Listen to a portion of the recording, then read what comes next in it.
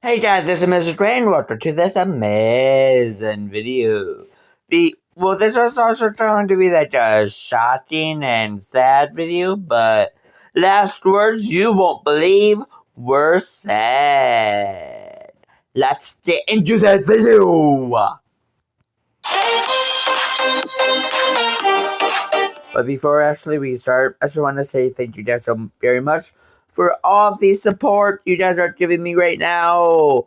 It's literally the night before Easter. Well, just turned midnight. Now it's Easter. Happy Easter, I guess. I mean, I made a video about it, but hey. But man, you guys, we might actually have 700 subscribers by the time the video will be out.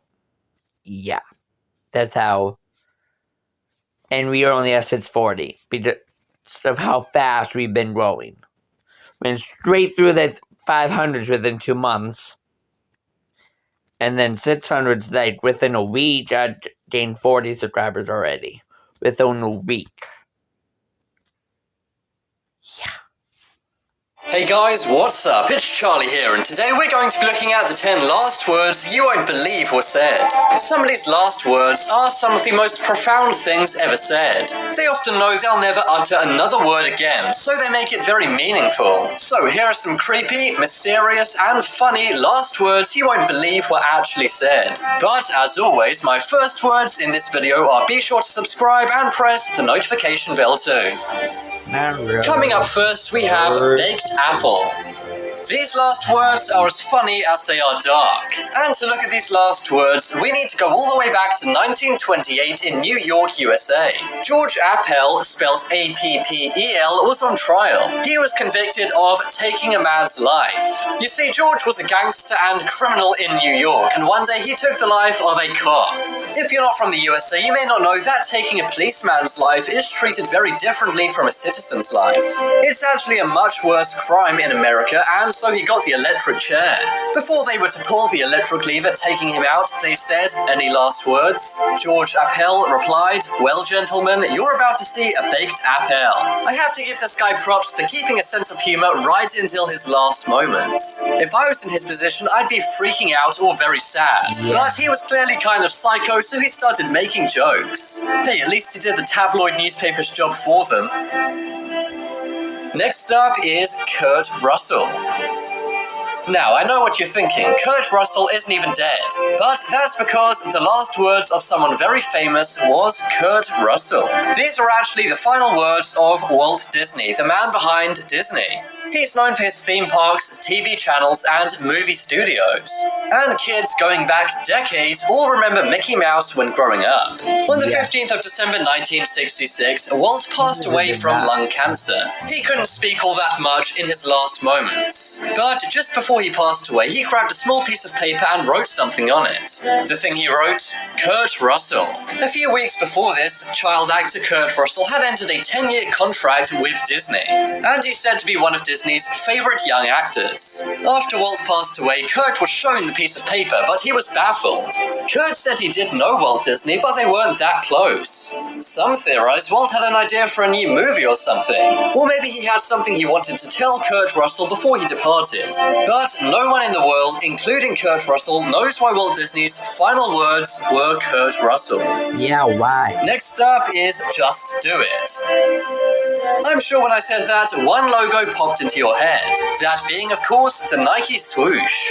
But many people don't realize where the iconic slogan of Nike, which is "Just Do It," actually comes from. Well, back in 1977 in Utah, USA, Gary Gilmore was put on trial. He had taken the life of a motel manager for no apparent reason.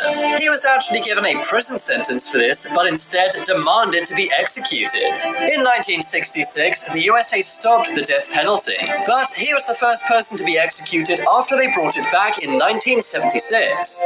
He was taken out by a firing squad, and just before they fired, they said, "Any last words?" His last words were, "Let's do it." Creepily, he sounded very excited when he said it. would not be able to But do that. Gary's legacy, albeit a bad one, lived on. After he'd been taken out, he donated all of his organs. And 2 people actually received his eyes. But how is Gary connected to Nike? Well, one day a Nike executive named Dan Wyden was reading the newspaper. When he read in an article that Gary's last words were "Let's do it," he got inspired. He took it into the office and then adapted it, changing it from "Let's do it" to "Just do it." Since then, it's gone down as one of the best slogans in marketing history. Next up is Independence Day. Why? So these are the last words of one of the scariest women to have ever lived. That is Eileen Wuornos. Eileen Wuornos has been featured in various documentaries, for example one named Eileen. She is known as possibly the most scary and dangerous woman in history. When she was young, she was abandoned by her parents and had to start turning tricks. She also robbed people as well, as she needed money to eat. But by 1989, she'd taken things way too far. In 1989 and 1990, she took the lives of 6 men and robbed them. She fired bullets into them and then stole their money. But 1 year later in 1991, she was caught and arrested. And despite her being a fairly young woman and having a tough life, the judge showed no mercy. She was given a total of 6 death sentences. And she was also labeled by the press as the first female American serial killer. Before she was taken out, her last words were this: "I'd just like to say I'm sailing with the Rock, and I'll be back like Independence Day with Jesus June 6. Like the movie, big mothership and all, I'll be back." So yeah, she kind of said she would respawn as the devil on Independence Day. I'm not sure why she said on June 6th, as Independence Day is July the 4th. But Eileen hasn't come back from the dead yet. Next up is capital punishment. These are some last words, which are actually pretty true and thought-provoking, at least if they didn't come from this guy. In 1975, John Spenkley was a drifter. He basically hitchhiked around the USA, relying on generosity and begging for food and money. He also sometimes traveled with companions he met on his way. But one day he was arrested after he took the life of one of his traveling companions. Now, he said he did this in self-defense, but the jury did not agree. He was the first man to be taken out after the US brought back capital punishment in 1976. And he actually made a pretty good point before he was taken out. He said, "Capital punishment. Those without the capital get the punishment." If you don't get it, he was basically saying if he had money, he wouldn't be in this situation. Now, I don't know if he meant he wouldn't have to be homeless and then take his traveling companion's life, or if he meant that he could have got away with it if he could afford a good lawyer. But either way, it's a good point. It does sometimes seem like there's one set of rules for the rich and another for the poor. Yep. Next up is French fries. For many years, James French was in prison for life in Oklahoma, USA.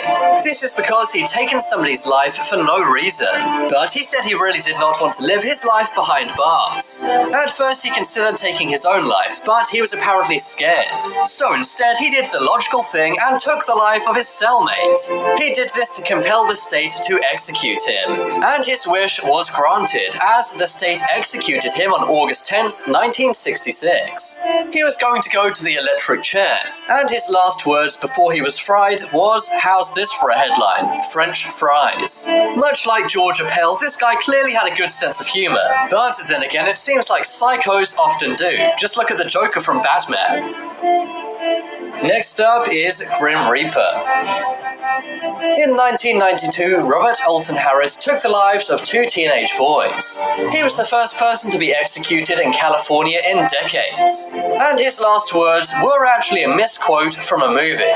The movie is very old and is called Bill and Ted's Bogus Journey. But despite him remembering the words wrong, he still makes a good point. His last words were, "You can be a king or street sweeper, but everyone dances with the Grim Reaper." Basically, what he was saying is, it doesn't matter if you're poor or rich, everyone passes away at some point. It seems this guy was very fatalist and did not care that his life was about to end.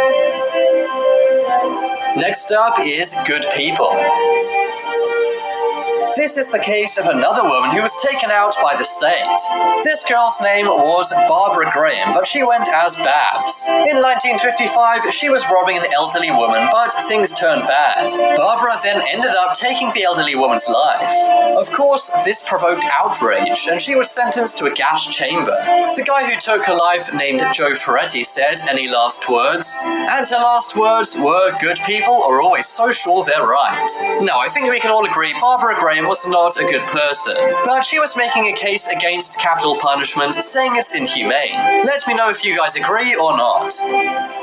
And finally on the list, we have "I told you I was sick." So this one is a pretty hilarious last word, and it's actually on a gravestone. As you can see, the gravestone says, "I told you I was sick," and this is the grave of a British comedian named Spike Milligan. It just goes to show some comedians are always funny even in the face of doom. Now it's time to make your voice heard. Vote in the poll in the top right. Okay. Those were interesting. Well, guys, if you guys are new to the channel, please subscribe to that channel. I guess I'll see you guys on next time. Goodbye.